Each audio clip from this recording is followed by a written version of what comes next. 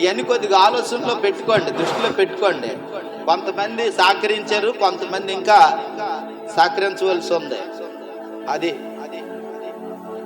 First వారం వచ్చేసరికి మనకి మంచి మూమెంట్. దేవునికి స్తోత్రం. God bless you. Okay, Samuel Nagendra ముందుకు వచ్చి కొన్ని మాటలు తెలియజేస్తాను.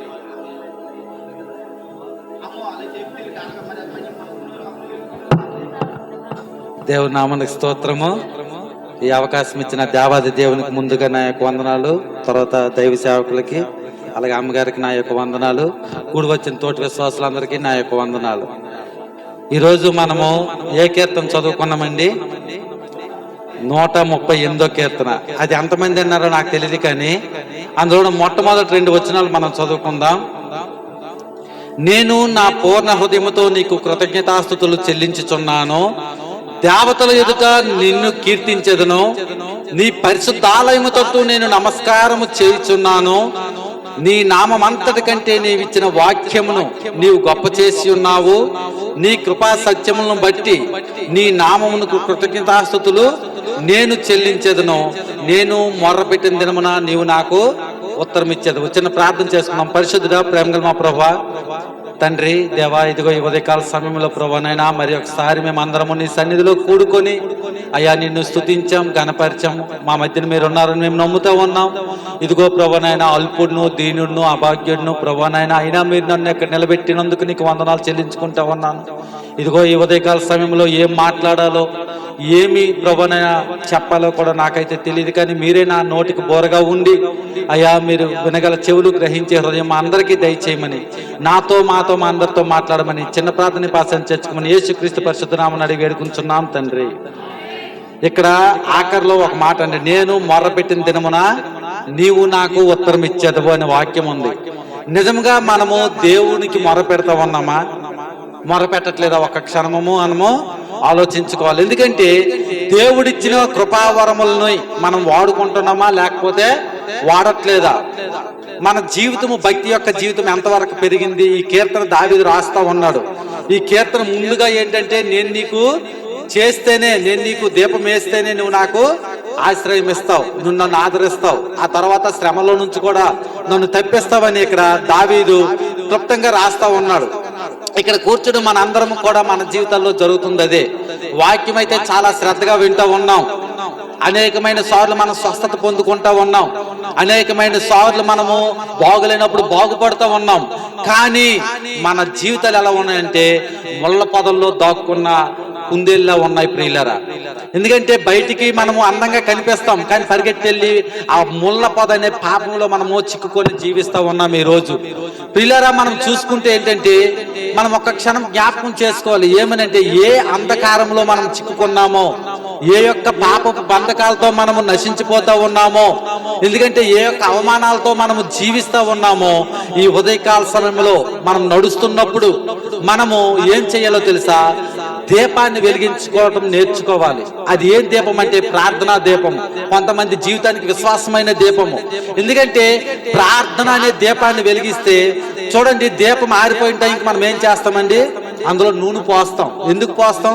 అది ఆరకుండా వెలగటానికి కొరకు. అలాగే మనము మన యొక్క జీవితాల్లో మన భక్తి నశించిపోవాలంటే, నశించిపోకుండా జీవించాలంటే ఏం చేయాలంటే ప్రార్థన, దేవుని యందు విశ్వాసం అనేది మనకి చాలా ముఖ్యం ప్రియులారా. ఎందుకంటే ఇక్కడ బైబిల్లో మనం చూసుకోవచ్చు, నేను దేవునికి ఎంతగానో ప్రార్థన చేస్తూ ఉన్నాను, నాకు ద్వారాలన్నీ మూసుకుపోయాయి.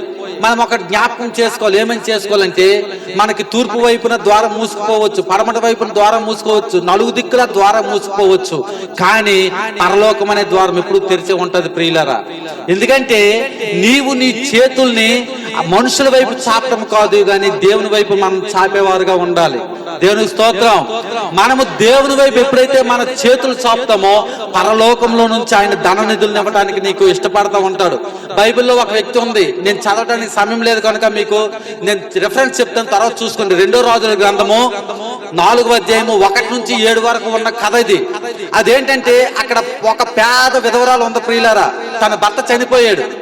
తన భర్త చనిపోయినప్పుడు 2వ రాజుల గ్రంథము తర్వాత చదువుకొని 4వ అధ్యాయము 1 నుంచి 7 వరకు ఉన్న వచనాలు ఇవి. Page number 308 page. అయితే ఈ యొక్క పేద విధవరాలు పరిస్థితి ఎలా ఉందంటే, తన భర్త చనిపోయాడు. భర్త చనిపోయినప్పుడు అప్పుల వారు వస్తా ఉన్నారు. అమ్మా, నువ్వు అప్పు కడతావా కట్టవా, లేకపోతే నీ పిల్లలు మేము బానిసత్వానికి తీసుకెళ్ళిపోతాం, నీ కుమార్తె ఉంది, నీ కుమారుడు ఉన్నాడు, వాళ్ళు మేము లాక్కొని వెళ్ళిపోయి మా కింద మేము పని చేయించుకుంటాం. అలాంటి పరిస్థితులు ఆమెను వేధిస్తూ ఉన్నారు. అప్పుడు ఆమె ఏం చేసిందో తెలుసా? పరిగెట్టుకుంటూ ఎవరి యొద్దకు వచ్చిందంటే ఎలీషా ప్రవక్త దగ్గరికి వచ్చింది. ప్రియులారా, ఎలీషా ప్రవక్త దగ్గరికి వచ్చి బతిమాలతో ఉంది, అయ్యా ఇదిగో నా పరిస్థితి ఎలా ఉంది, నా జీవితం అడుగంటిపోయింది, ఎంతో మంది నన్ను హేళన చేస్తూ ఉన్నారు, నువ్వు దేవుని నమ్ముకుంటున్నావు కదా, నీ బ్రతికెలా అయిపోయిందేంటి, నీ భర్త చనిపోయాడు, నీ పిల్లల్ని ఆ యొక్క పనివారు కొనుక్కోబడుతున్నారు, నీ పరిస్థితి ఏంటని నన్ను హేళన చేస్తూ ఉన్నారు, నన్ను రక్షించు, నన్ను నీ బంధకాల నుంచి విడిపించని ఎలీషా ప్రవక్త దగ్గర ఆ యొక్క పేద విధవరాలైనటువంటి ఆవిడ బతిమాలతో ఉంది. అప్పుడు ఎలీషా గారు ఒక మాట అన్నారు, అమ్మా నీ దగ్గర ఏముంది అని అడిగితే, అయ్యా నా దగ్గర ఏమీ లేదు, చిన్నది కూజంతా ఒక కొండ మాత్రమే ఉంది, దీని తప్ప నా దగ్గర ఏమీ లేదు. ఆ అప్పుల వారు నా మీద పడతా ఉన్నారు, హేళన చేస్తూ ఉన్నారు, 10 మందిలోకి నా జుట్టు పట్టుకుని ఈడ్చి హేళనకరంగా అవమానకరంగా మాట్లాడుతూ ఉన్నారంటే, అయితే ఆయన చెప్పిన మాట ఒకటి ఉంది, అమ్మా నీ దగ్గర ఏమీ లేదు కదా, వెళ్ళు అందరి దగ్గర, నీ ఊర్లో ఎవరి దగ్గర నీకేం దొరికితే అన్ని గిన్నెలు నువ్వు అరువు తెచ్చుకొని నీ ఇంట్లో దాచుకో అని అంటాడు. అనగానే తన కుమారుల్ని తన కుమార్తెల్ని తను కలిసి ఊరంతా తిరిగితే, ప్రియులారా, ఒక ఇంటిలో ఎన్ని గిన్నెలు పడతాయో అన్ని బాణాలు తెచ్చుకుంటది. అన్ని బాణాలు తెచ్చి ఆ బాణాలన్నింటినీ ఖాళీవి. అప్పుడు వెళ్ళి ఆమె చెప్తాడు, ఎలీషా ప్రవక్త, నువ్వు తెచ్చావు కదా, ఇంకెవరి దగ్గర లేవు, మరి ఇంక ఎన్ని ఉంటాయని తెచ్చుకో అని అంటే, ఆమె తెచ్చి ఇంట్లో పెట్టానయ్యా అంటే, ఇదిగో ఇందులో ఉన్న కొంచెం నూనె ఉంది కదా, నేను దేవునికి ప్రార్థన చేస్తావా, నన్ను వెళ్ళి ఆ కొండల్లో పోయి అని చెప్పగానే ఆమె వెళ్తుంది, తలుపేస్తుంది. ఎందుకంటే ఆమెకు చిన్న సందేహము కొంచెం ఉండొచ్చు, ఎందుకంటే ఈయన చెప్పాడు ఇన్ని బాణాలు ఎక్కడ ఉన్నాయి, నా యొక్క విశ్వాసం ఎలా ఉంటది అని అంటే, కానీ ఆయన చెప్పిన మాటలు ఏం చేసిందో తెలిసి ప్రియులారా, ఆమె ఇంటికి వెళ్ళి చేసింది, వెళ్ళి తలుపేసుకొని ఆ యొక్క పూజలో ఉన్న అంటే చిన్న కొండలో ఉన్న నూనె అన్ని కొండల్లో పోస్తుంటే ఆ ఇంటిలో ఉన్న కొండలన్నీ నిండిపోయేవంట నూనెతో. దేవుని స్తోత్రం. ఆ కొండలన్నీ నిండిపోయేసరికి ఆ చివరి కొండకు వచ్చి ఆ కొండ ఎప్పుడు నిండిపోయింది, అప్పుడు ఈ యొక్క చిన్న కొండలో ఉన్న నూనె అయిపోయింది. అప్పుడు ఎలీషా ప్రవక్త దగ్గరికి వచ్చి, అయ్యా మీరు చెప్పినట్టు నేను చేశాను, నా కొండలన్నీ నిండిపోయేవంటే, అమ్మా నువ్వు ఎంతమందికి బాయి కొన్నావో ఈ నూనె అమ్మి అందరూ అప్పులు తీర్చే, నువ్వు ఎంతమందికి బాయి కొన్నావో అప్పుడు ఈ నూనెతో నువ్వు అనేకమైన వ్యాపారం చేసుకొని నీ యొక్క జీవితాన్ని నువ్వు సాగించు, దేవుని నిన్ను ఆశీర్వదిస్తాడని అంటాడు. అక్కడ జరిగిన కార్యం ఏంటంటే, ఒక క్షణం మనం చూసుకుంటే, ఒక ప్రవక్త అయినటువంటి ఏలియా గారు ఏం చెప్పారండి, నువ్వు ఇంటికి వెళ్ళి నేను చెప్పింది చెయ్యి, అది జరుగుతుంది అని అన్నారు. ఈ రోజు ఇక్కడ కూర్చున్న మన అందరి సంఘంలో ఉన్న అందరం దేవుడు ఎన్నిసార్లు చెప్పాడు, నీ కుటుంబంలో అద్భుత కార్యం జరగాలంటే నువ్వు ఇంటికి వెళ్ళి ప్రార్థన చెయ్యి, నువ్వు కుటుంబంలో అద్భుత కార్యాలు జరగాలంటే ఈ మనుషుల వైపు చూడకు, దేవుని వైపు చూడంటే మనలో ఎంతమంది చూశారు ప్రియులారా? ఎవరు చూడలేకపోయారు. ఆ యొక్క ఆర్థిక పరిస్థితి, కష్ట పరిస్థితి, హాయకరమైన పరిస్థితిలో ఉన్నటువంటి ఆవిడే అక్కడ ఎలీషాగా పిలువబడుతున్న దేవుని నమ్మింది ప్రియులారా. ఈ రోజు ఈ ఉదయకాల సమయంలో మందిరంలో కూర్చున్న మన అందరం ఎప్పుడైనా దేవుని నమ్ముకున్నాం, ఎంతగానో దేవుని పాటలు పాడుతూ ఉన్నాం, కానీ మనకు ఆ విశ్వాసం ఉందా? నా దేవుడు కనికరం చూపిస్తాడు. ఈ రోజు నీ కుటుంబం నాశనం అయిపోతా ఉంది, ఈ రోజు నీ కుటుంబం ఇబ్బందుల పాలు అయిపోతా ఉంది, ఈ రోజు నీ కుటుంబం రకరకాలుగా బాధలు పడతా ఉంది, కానీ నిన్ను నమ్మిన దేవుడు ఎవరండి? ఆకాశ నిధులను తెరిచే దేవుడు. ఈ లోకంలో అన్ని వైపులా నలుదిక్కులు మూసుకుపోయినా సరే నీ కొరకు ఆయన ఎప్పుడు చేయి చాచి పిలుస్తా ఉన్నాడు. అందుకే మత్తయి 11:28 ఏమని ఉంది? ప్రయాసపడి భారం మోసుకుంటున్న సమస్త జనులారా నా యొద్దకు రండి అని అన్నాడు. నువ్వే భారంతో ఉన్నావు, పాపమనే భారం, అప్పులనే భారం, వ్యాధులనే భారం, కుటుంబ కలహాలనే భారం, అనారోగ్య సమస్యలనే భారం, ఏదున్నా సరే నువ్వు ఎవరి దగ్గరికి రావాలో తెలుసు ప్రియులారా, ఈ యొక్క దేవుని దగ్గరికి రావాలి. అక్కడ ఆమె పరిగెట్టింది, యేసు క్రీస్తుగా పిలబడుతున్న ఎలీషా దగ్గరికి పరిగెట్టింది. ఆమె కుటుంబంలో ఒక అద్భుతం చూసింది ప్రియులారా. అదే గ్రంథం మనం చూసుకుంటే ఆ యొక్క రాజుల గ్రంథము 2వ రాజుల గ్రంథము 6వ అధ్యాయం దగ్గరికి వెళ్ళేసరికి ఇంకొక అద్భుతము ఉంటుంది. అక్కడ ఒక వ్యక్తి ఉన్నాడు, ఆయన శిష్యుడు, ఎలీషా ప్రవక్తల దగ్గర పనిచేస్తున్నటువంటి శిష్యులు ఇద్దరు. ఎందుకంటే సమయం లేదు అవన్నీ చదవడానికి, కనుక నేను రెఫరెన్స్లు మాత్రమే చెప్తాను, మీరు సమయం ఉంటే ఇంటికి వెళ్ళి చదవండి. ఈ కథ నేను చెప్పిన కదా, అక్కడ రాసిందంతా మీకు క్లుప్తంగా నేను చెప్తా ఉన్నాను. 2వ రాజుల గ్రంథము 6వ అధ్యాయం 1-7 వచనాలు ఏమన్నదో తెలుసా? అక్కడ ఒక శిష్యుడు ఉన్నాడు ప్రియులారా, అక్కడ కూర్చోవడానికి, వాడు పడుకోవడానికి ప్లేస్ చాలినప్పుడు, అయ్యా దైవజనుడా మనకి పండుకోవడానికి స్థలం లేదు, కూర్చోవడానికి స్థలం చాలట్లేదు, మనం వెళ్ళి ఒక పర్ణశాల కడదాం, ఒక ఇంటిని కడదాం అని చెప్పి అందరూ అడవికి వెళ్తారు ప్రియులారా. అడక వెళ్ళి కట్టెలు కొడతారు. ఆ ప్రక్కనే ఒక నది ప్రవహిస్తా ఉంది. ఒక యవనస్తుడు గొడ్డలు అరువుకు తెచ్చుకుంటాడు. ఆయన దగ్గర గొడ్డలు లేదు. పనికి వెళ్తే నా బ్రతుకు నా పూట గడుస్తుందేమని ఆయన అరువుకు తెచ్చుకొని ఆ యొక్క గొడ్డలతో చెట్లు నరకడం మొదలు పెడతాడు. నరుకుతునేటప్పుడు గట్టి దెబ్బ వేసేసరికి ఆ గొడ్డలు కొన్న ఇరిగిపోయి ఆ యొక్క నదిలో పడిపోద్ది. నదిలో పడిపోయేటప్పుడు ఆయన ఏమని అందుకు విశ్వాసం ఉంచాడు తెలుసా? దేవాది దేవుడని ఎలీషాగా పిలువబడుతున్న యేసుక్రీస్తు మీద ఆయన కూడా విశ్వాసం ఉంచాడు. వెంటనే ఎలీషా దగ్గర పరిగెట్టాడు. దైవజనుడా, ఇదిగో నేను ఒక దగ్గర అరువుకు తెచ్చాను, ఈ గొడ్డలి ఈ నీటిలో పడిపోయింది, వారు నన్ను రానివ్వరేమో, నన్ను తిడతారేమో, నా యొక్క బ్రతుకు నాశనం చేస్తారేమని వేదన చెంది ఏడ్చాడు. ప్రియులారా, ఏడ్చినప్పుడు ఆ ఎలీషా ప్రవక్త గారు వచ్చి ఏం చేస్తారో తెలుసా? ఇప్పటికీ ఆ యొక్క సైన్స్ కి అందనటువంటి అద్భుతం జరిగింది. అక్కడ గొడ్డలు ఏం చేస్తుందంటే నీటిలోన అడుగు చివరికి వెళ్ళిపోయి మునిగిపోద్ది. కానీ అక్కడ దైవజనుడు చేసిన అద్భుతం ఏంటంటే ఒక చెక్క పెక్కిని చిన్న తీసి నీటిలో ఇలా వేస్తాడు. నీటిలో వేగిన అడుగును గొడ్డలు ఏం చేస్తుంది తెలుసు? అలా మీదకి తేలిపోయి నీటి మీద కనిపిస్తుంది. అప్పుడు ఆ శిష్యుడితో అంటాడు, వెళ్ళి నీ గొడ్డలు నువ్వు తీసుకొని నువ్వు ఎరువానికి ఇచ్చే అని అంటాడు. ప్రియులారా, అనేసరికి అక్కడ జరిగిన కార్యం ఏంటో తెలుసు? అతను ఎవరు నమ్మాడు? ఎలీషా చెప్పిన మాటని ప్రాధేయపడ్డాడు. అక్కడ మాటను వినలేదు. మాటను విన్నది ఎవరు? ఈ యొక్క విధవరాలు దేవుని మాట విన్నది, అద్భుతం చూసింది. ఇక్కడ ఈ యొక్క ఉదాహరణ ఎందుకు చెప్పానంటే విశ్వాసము. ఆ దేవుని మీద విశ్వాసం ఉంచాడు. ఆయన దగ్గరికి వెళ్తేనే నాకు న్యాయం జరుగుతుంది. ఆయన దగ్గరికి వెళ్తే ఈ యొక్క పోగొట్టుకున్న గొడ్డలి ఆ యొక్క మనుషుల దగ్గర నేను మాట పడకుండా నన్ను నిలబెడతాదని చెప్పి అక్కడికి వచ్చి ఎలీషాని బతిమాలుకున్నాడు. ఒక కర్రని చిన్న ఒక చెక్క పేరుతో ఏమైపోయిందో తెలుసా? నీటిలో వేగిన గొడ్డలి పైకి తేలిపోయింది. ప్రియులారా, మన జీవితాలు కూడా అంతే. అంటే ఈ చుట్టుప్రక్కల మనం చూసుకుంటాం, ఎవరెవరి దగ్గరికి వెళ్ళి మనము అనేక రీతిలుగా వారి యొక్క సామాన్లు తెచ్చుకొని బాధపడిన రోజులు చాలా మన కుటుంబాల్లో ఉన్నాయి. చాలా సార్లు మనం వేదన చెందుతాం. కానీ ఆ వేదన నుంచి నిన్ను గట్టెక్కించేవాడు ఒకే ఒక్కడు ఉన్నాడు. ప్రియులారా, ఎలీషాగా పిలబడుతున్న యేసుక్రీస్తు వారు. ఆయన దగ్గరకు నువ్వు వస్తే ఆయన ఖచ్చితంగా నీకు న్యాయం తీర్చే దేవుడు. ఎందుకంటే ఆయన చెప్తా ఉన్నాడు, ఏమని చెప్తా ఉన్నాడంటే, ఎలీషా ప్రవక్త వలె నువ్వు కూడా విశ్వాసంతో బ్రతుకు. ఆ యేసుక్రీస్తు ప్రభువారు చెప్పిన మాట నువ్వు వింటే నీ కుటుంబం బాగుపడుతుంది. ఆయన మనకు చెప్పిన మాటలు ఏంటి? క్లుప్తంగా నీ సహోదరుని ప్రేమించు, నీ పొరుగు వారిని ప్రేమించు, లేదనుకుంటే నా ఆజ్ఞల్ని గైకొను. ఒకవేళ పాపంలో పడిపోయి నువ్వు ఆజ్ఞల్ని గైకొనట్లేదేమో, పాపానికి ఇష్టడైపోయి దేవుని మాట ధిక్కరించావేమో, ఈ ఉదయకాల సమయంలో మనం చాలా క్లుప్తంగా నేర్చుకోవాలి. ఎందుకంటే సంవత్సరంలోన దాదాపు వేళకి 49 రోజులు అయిపోయింది. అంటే మనకి ఒక నెల గడిచిపోయి 2వ నెలలో ఈవేళ 8వ తేదీ అంటే 49 రోజులు అయిపోయింది. కనుక మనం ఏం చేయాలి? 39 రోజులు. కనుక మనము ఇంకా రానున్న రోజులు కళ్ళు తెరిచి కళ్ళు మూసేలోపే రోజులు అయిపోతున్నాయి. ప్రియులారా, ఇదిగో మొన్నే క్రిస్మస్ జరుపుకున్న, మళ్ళీ క్రిస్మస్ వచ్చింది, తర్వాత మరలా క్రిస్మస్ వచ్చేస్తుంది. ఎందుకంటే సమయం చాలా తక్కువగా ఉంది. కనుక వాక్యం సెలవిస్తుంది, ఇదే రక్షణ దినము, నేడే మీకు అనుకూల సమయం. ఈ రక్షణ దినంలోనే మనం దేవుని వైపు తిరగాలి. ఆ తర్వాత నువ్వు దేవుడు కావాలనే దేవుడు నీకు దొరకడు.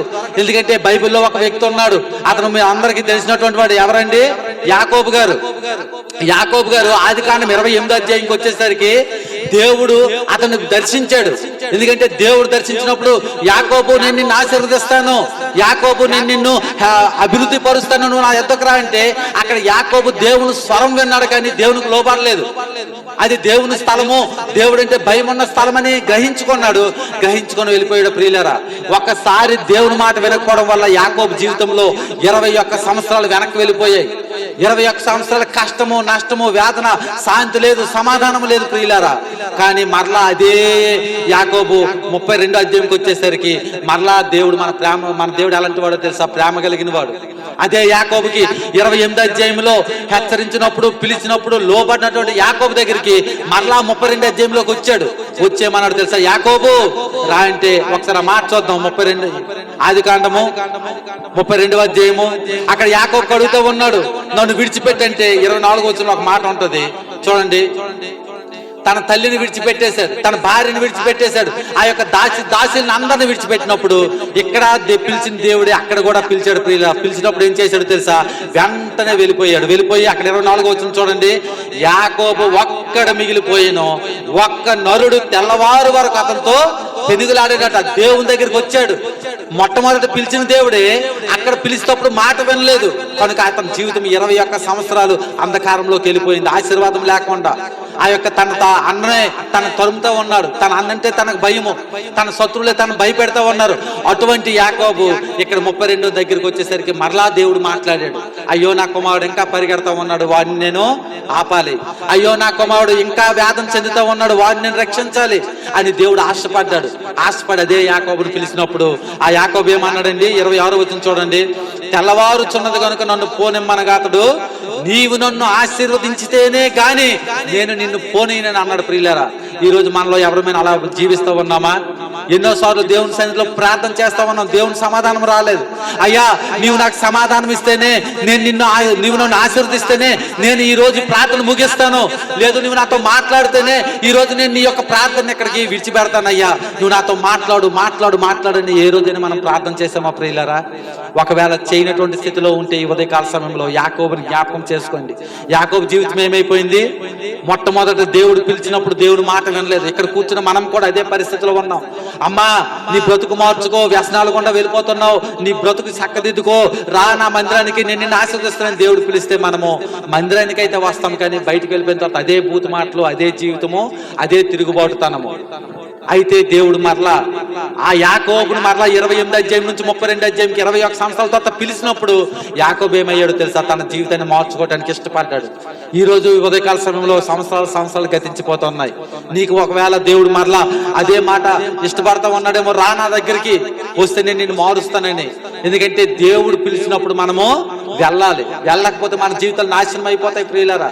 ఎందుకంటే ఇక్కడ యాకోబు విన్నాడు. ఎందుకంటే ఇక్కడ దేవుడు చెప్తున్న మాట అదే, నీ విశ్వాసంతో నువ్వు బ్రతుకు, నీ ప్రార్థన యొక్క జీవితంతో నువ్వు నిరంతరము దేవుని సన్నిధిలో ఆరాటపడు, అప్పుడు నీ కుటుంబం బాగుపడుతుంది. ఎలాంటి సమస్య అయినా సరే దేవుడు మారుస్తాడు ప్రియులారా. నేను ఒక చిన్న ఉదాహరణ చెప్తాను. ఒక అబ్బాయి చిన్న పిల్లాడు ఉన్నాడంట. ఆ పిల్లాడు ఏం చేశాడో తెలుసా? వాళ్ళ తండ్రి చనిపోయాడు, వాళ్ళ తల్లి ఉంది. ఆ యొక్క తండ్రి ఏం చేశాడంటే, నా కుమారుడు బాగా చదవాలి, నా కుమారుడు మంచి మార్కులు తెచ్చుకోవాలి, ఒక ఉన్నతమైన స్థితిలో ఉండాలని ఎంత ఆశపడి తండ్రి ఏం చేశాడంటే ఒక ప్రైవేట్ స్కూల్లో జాయిన్ చేశాడు ప్రియులారా. తండ్రి సడన్ గా హఠాత్తుగా యాక్సిడెంట్ అయి చనిపోయాడు. ఆ యొక్క తల్లి ఉంది, 1 నెల డబ్బులు కట్టింది, 2వ నెల నుంచి డబ్బులు కట్టడానికి డబ్బులు లేవు, ఏడుస్తా ఉన్నారు. వాళ్ళు దేవుణ్ణి నమ్ముకున్నారు. అనేక మంది, అమ్మా నీ కుమారుడు ఫీజు కట్టకపోతే మేము స్కూల్లో ఉంచాం, తీసుకెళ్ళిపో, నీ కుమారుడికి ఈ యొక్క స్కూల్లో స్థలం లేదు, నువ్వు వెళ్ళి గవర్నమెంట్ స్కూల్లో జాయిన్ చేసుకో, ఎందుకు నువ్వు ఎక్కడ అని బాధపడుతుంటే ఆమె అనేది మాట ఏంటంటే, నా యొక్క భర్త ఇక్కడ జాయిన్ చేశాడు, కానీ నేను ఇప్పుడు మారుస్తాను, మీ 1 సంవత్సరం అవకాశం ఇవ్వండి అంటే, నీకు అవకాశం లేదు, మీ బ్రతుకులు అంతే, మీ జీవితాలు అంతే, ఎందుకు మీరు అక్కడ జాయిన్ చేయాలని హేళన చేస్తూ ఉండేవారు. అటువంటి సమయంలో ఆ కుమారుడిని ఒకరోజు అంత అయిపోయిన తర్వాత టీచర్ గారు నాన్న పోయిన మాటలు తిట్టారు, నువ్వు ఫీజు కట్టట్లేదు, నీకు ఎగ్జామ్ రాయనేవను, నువ్వు ఫీజు కట్టకపోతే నువ్వు పరీక్షకు రాకు అని హేళన చేస్తుండేటప్పుడు తన కుమారుడు మాత్రము ఆ సండే స్కూల్లో చెప్పిన వాక్యం విన్నాడంట. ఆపత్కాలం ముందు నీవు నాకు మొర్రపెట్టుము, కీర్తనలు 32లో ఉంటది, నేను నీకు ఉత్తరం ఇచ్చేదనని వాక్యం ఉంది ప్రియులారా. ఆ వాక్యం చెప్పుకొని తన ఫ్రెండ్ తో కలిసి నడుస్తూ మాట్లాడుకుంటూ వెళ్తూ ఉన్నాడంట. ఏంట్రా మీరు రేపు నుంచి మేడం నీకు రానివని అంటుందంటే ఆ కుమారుడు అన్నాడంట, ఏమో కానీ మా సండే స్కూల్లో ఒక మాట చెప్పారు, ఆపత్కాలం ముందు మొర్ర పెడితే దేవుడు నాకు ఉత్తరం ఇస్తాడట, నేను ఈ రాత్రి ప్రార్థన చేస్తానని వాడు మనసులో వాడు ఆ యొక్క ఫ్రెండ్ తో మాట చెప్తూ ఉన్నాడు. ఇద్దరు కలిసి నడుస్తూ ఉన్నారు. ఒక రోడ్డు మీద ఒక పర్స్ దొరికింది, అందులో అనేకమైన డెబిట్ కార్డులు, క్రెడిట్ కార్డులు ఉన్నాయి, కొంత ధనము, ఇంత కట్ట ఉంది. వెంటనే చూశాడు, చూడగానే పక్కన ఉన్నవాడు అన్నాడంట, ఒరే నీ యొక్క బ్రతుకు పండిపోయిందిరా, డబ్బు దొరికింది, ధనం దొరికింది, ఇంకేంటి నువ్వు ఫీజు కట్టుకొని హ్యాపీగా మీ ఇంటికాడ తిరిగంటే. అప్పుడు వాడు అన్నాడంట, దేవుడు దొంగిలింపకూడదని వాక్యం నేను విన్నాను రా, నేను దొంగతనం చేయనని అన్నాడట. నీకు ఈ మాట ఎవరు చెప్పారు? నాకు సండే స్కూల్లో చెప్పారు. మా అమ్మ ప్రతిరోజు దేవుడు చెప్పిన మాట దొంగతనం చేయకూడదని చెప్తా ఉంది. వాళ్ళ అమ్మకెళ్ళి అడిగారట, అమ్మ నీకెవరు చెప్పారంటే, నాకు పరిశుద్ధ గ్రంథమైన దేవుడు ఎన్నోసార్లు హెచ్చరించాడు, నేను ఇలాగే జీవిస్తానని అన్నదంట. అనితో ఇప్పటికీ ఆ పర్స్ పట్టుకొని వెళ్తున్నాడట. రేపు వెళ్ళి నేను ఎవరికో అడిగితే ఇస్తానని చెప్పి వెళ్తే ఒక ఆయన పెద్ద ఆయన పరిగెట్టుకుంటూ వెతుక్కుంటూ వస్తున్నాడట. అయ్యా నా పర్స్ పడిపోయింది, అక్కడైనా మీకు దొరికిందని అంటే, అయ్యా నాకే దొరికిందంటే అందులో కొంత ధనముని తీసి అతనికి ఇవ్వాలనుకున్నాడంట. ఇస్తా ఆ అబ్బాయి అన్నాడంట, అన్యాయంగా వచ్చే సొమ్ము నాకు అవసరం లేదు, కష్టపడి సంపాదించిన సొమ్మే నాకు కావాలని అన్నాడట. అయితే నువ్వేం కష్టం చేస్తావురా, నువ్వేం పని చేస్తావు, ఎంత డబ్బు నాకు ఇచ్చావు, ఇది తీసుకుంటే నాకు వద్దనంటే నీకెవరు చెప్పారు? నా దేవుడు నాకు చెప్పాడు. నాకు అన్యాయంగా వచ్చింది ఏది తినొద్దని అన్నాడు, నాకు అన్యాయంగా వచ్చింది ఏది తీసుకోవద్దని అన్నాడు, కనుక నాకు వద్దు సార్ అని అన్నాడట. వెంటనే వెళ్ళిపోయాడు. మరుసటి రోజు స్కూల్కి యథావిధిగా వెళ్ళాడు. ఆ యొక్క ప్రిన్సిపల్ మేడం పిలిచింది. వెళ్ళగానే వీడికి గుండె తడపడుతూ ఉంది. ఏమో నన్ను బయటికి తోలేస్తారేమో, ఎగ్జామ్ రాయనివ్వరేమో, సరిగా నా జీవితం అని ఏడుచుకుంటూ వెళ్తా ఉన్నాడు బిక్కు బిక్కుమంటూ. వెళ్ళగానే ఆమె అన్నది, నిన్న నీకు పర్స్ దొరికిందట కదా? అవును మేడం గారు దొరికింది. ఆ పర్సులో డబ్బులు ఎంతో ఉన్నాయట, ఇది ఎందుకు తీసుకోలేదంటే నా దేవుడు నాకు వద్దని చెప్పాడు కనుక నేను వద్దని చెప్పానంటే, అయితే ఆ పర్స్ ఎవరిదో కాదు, నా భర్తదేని. ఆయన ఈ యొక్క ప్రపంచంలోనో పెద్ద బిల్ గేట్స్ లో ఒక అతను, ఆ యొక్క క్రెడిట్ కార్డ్స్ డబ్బులు అన్నీ దాంట్లోనే ఉన్నాయి. ఆయన గురించి తెలుసుకుని ఉన్నాడు కనుక నువ్వు ఎంతవరకు చదివితే నీ జీవితకాలం అంతా అతనే నేను చదివేస్తాను అన్నాడు.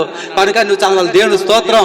ప్రియులారా, ఈ రోజు మనం ఎలా ఉన్నామంటే, మనం వెళ్తుండేటప్పుడు అన్యాయంగా కొంత డబ్బు మనకు దొరకవచ్చు. ఎవరో మనకి ఇదిగో తీస్తున్నారు, తీసుకో, నీవు ఒక కుటుంబం బాగుపడదని విచ్చలవిడికి ఇస్తుండేటప్పుడు ప్రియులారా, మనలో ఎవరు కూడా ఒట్టిని తీసుకోవద్దు. ఎందుకంటే అది శాపమని దేవుడు సెలవిస్తా ఉన్నాడు.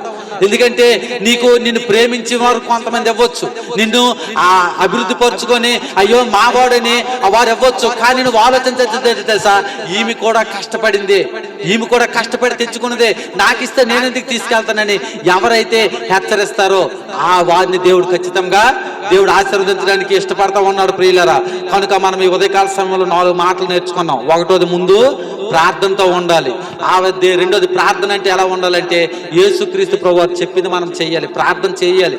ఉదయమే లేచి నీ కంఠస్వరం నాకు వినపడనేమో, అప్పుడు నీకున్న ప్రతి ఒక్క సమస్యని నేను తొలగిస్తానని దేవుడు చెప్తా ఉన్నాడు. నీవు కంఠస్వరం దేవునికి ఎప్పుడైతే ప్రార్థన చేస్తావో, కష్టాల్లో బాధల్లో ఉండేటప్పుడు కూడా మనుషుల వైపు చూడకూడదు ప్రియులారా. ఒక్క క్షణం నువ్వు మోకరించి ప్రార్థన చేస్తే, అయ్యో నా ప్రియకుమారుడు, అయ్యో నా ప్రియకుమార్తె నా కొరకే కదా మొర పెడుతుంది, నేనున్నాననే ఆశతోనే కదా ఆయన నా వైపు చూస్తా ఉందని దేవుడు ఖచ్చితంగా తన గుప్పిలు విప్పుతాడు. ఈ లోకంలో అన్ని దిక్కులు మూసిపోయినా పరలోకమైన దిక్కు మనకు కొంత ప్రియులారా. పైనుంచి నువ్వు చెయ్యాల చాపు, అవసరమైతే ప్రభువా నాకు సహాయం చేయని 2 చేతుల మీదకెత్తి నువ్వు దేవునికి అడిగితే దేవుడు ఖచ్చితంగా నీకు జవాబిస్తాడు. ఆ యొక్క పేద విధవరాలు వెళ్ళి ఆ ఎలీషాగా పిలబడుతున్న దేవునికి అదే చెప్పింది.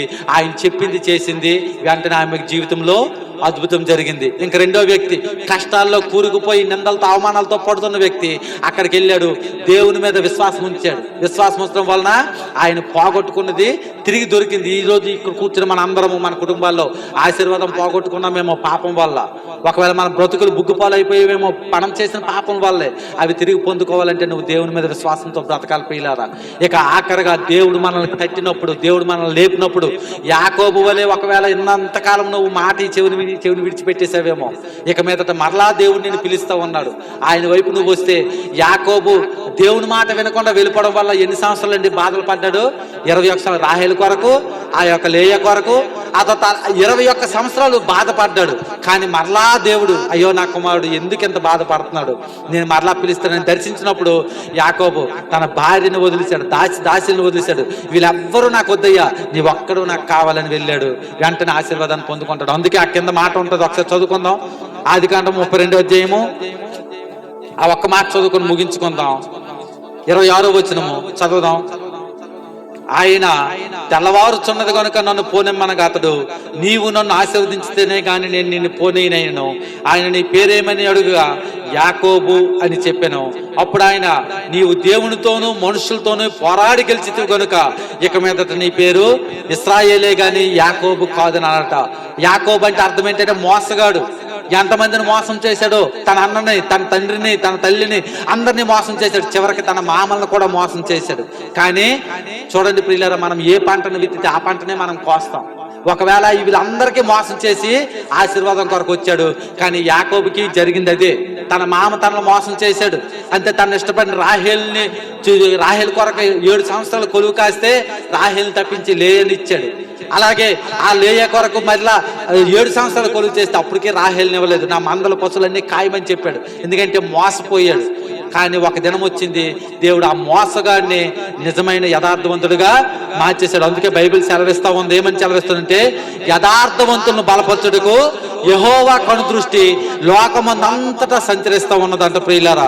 అది కనుక ప్రియులారా, యథార్థంగా మనం జీవిస్తే దేవుడు నిన్ను నన్ను మనల్ని అందరినీ ఆయన కనుదృష్టి. ఆ ఒక్క మాట చూసుకొని ముగించుకుందాం. 2వ దినవృత్తాంతం గ్రంథము, అందరూ బైబిల్ ఉన్న వాళ్ళు తీయండి, ఈ మాట అండర్లైన్ చేసుకోండి. 2వ దినవృత్తాంతం గ్రంథము 16వ అధ్యాయము 371వ పేజీ.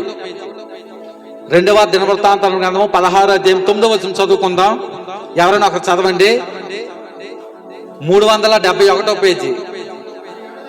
తన ఎడల యథార్థ హృదయము గలవారిని బలపరచుటకై యెహోవా కనుదృష్టి లోకమందంతటా సంచారము చేయుచున్నది. ఈ విషయమందు నీవు మతి తప్పి ప్రవర్తించితివి గనుక ఇది మొదలుకొని యుద్ధములే నీకు కలుగును. ప్రియులారా, దేవుని యొక్క కనుదృష్టి మన అందరి మీద ఉంది.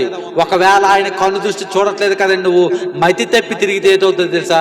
నీ కుటుంబము జీవితము యుద్ధాలతోనే ముగిస్తుంది. ప్రియులారా, నీ కుమారుడితో నీకు యుద్ధం జరుగుతుంది, నీ భర్తతో నీకు యుద్ధం జరుగుతుంది, నీ భార్యతో నీకు యుద్ధం జరుగుతుంది.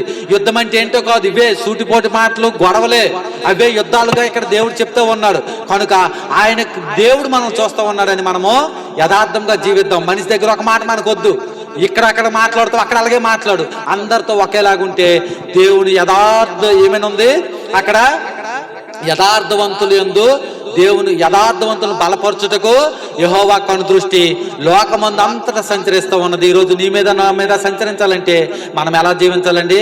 మొట్టమొదటిగా ప్రార్థనతో, రెండోది విశ్వాసముతో, మూడోది దేవుని మాట విని రావాలి, నాలుగోది యథార్థంగా జీవించాలి. దేవుడి చిన్న మాటలు దీవించును గాక. Okay, thank you. చాలా మంచి విషయాలు మనం నేర్చుకున్నాం. ప్రార్థన, విశ్వాసము, యథార్థత. ఈ సమయంలో మరి ఈ యొక్క ప్రత్యేకంగా ఈ యొక్క మాటల గురించి ప్రార్థన చేద్దాం. ఈ సమయంలో ఎవరైనా ఒకరు ప్రేరేపణ కలిగిన వారు ప్రార్థన చేయండి అమ్మ క్లుప్తంగా.